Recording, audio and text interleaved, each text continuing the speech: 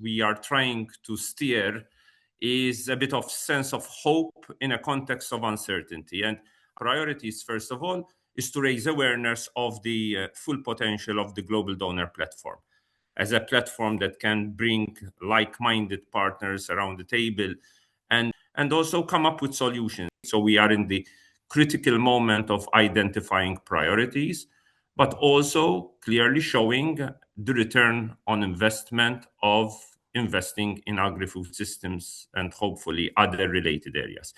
I think it's also important to demonstrate to the citizens of Europe and the citizens of the like-minded partners that it is worth investing in agri-food compared, for example, to areas like critical raw materials or to the digital sector or to energy. We need to make that happen at scale because creating the transformed agri-food systems linking to climate and linking to biodiversity is also a key important factor for development in our partner countries.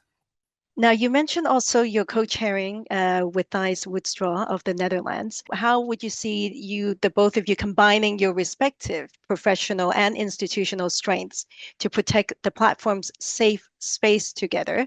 Thijs brings the roots level.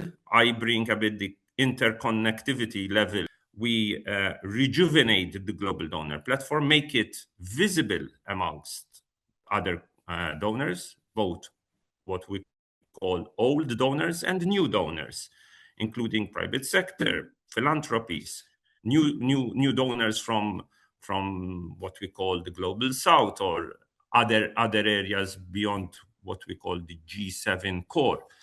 What we are trying to achieve in the next sort of cycle is to show the impact of the ground of what better enhanced coordination can do, and also what solutions can we bring in the context of areas like fertilizers or green fertilizers or transformation of food systems. What does it mean? Clearly being anticipatory is key. To use also foresight and horizon scanning, I think this is also important. We need also to use the global donor platform in close partnership with our target audience to come up with solutions which are robust. Now, how do you see the progress in the platform between now and the end of 2027? We need to show a signal that multilateralism still matters, that coordination in a multilateral context, but we also need to show a sense of that a multilateral approach that's rallying behind support and tracking that progress in terms of what the global donor platform can and might do at different levels in a granular way. And that is why we have the technical working groups.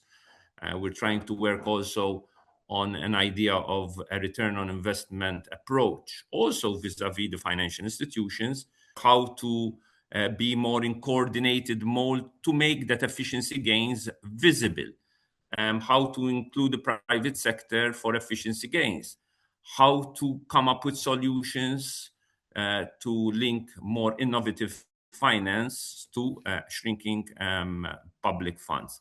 That is the anticipatory action. That is what the global platform needs to identify, maybe identify 1-2 policy areas so that we can come up with, I wouldn't say silver bullets, because there are no silver bullets here, but at least pathways to be considered at the highest level that can be sort of homegrown, pilot tested amongst like-minded, and clearly then ideally proposed at a higher multilateral level.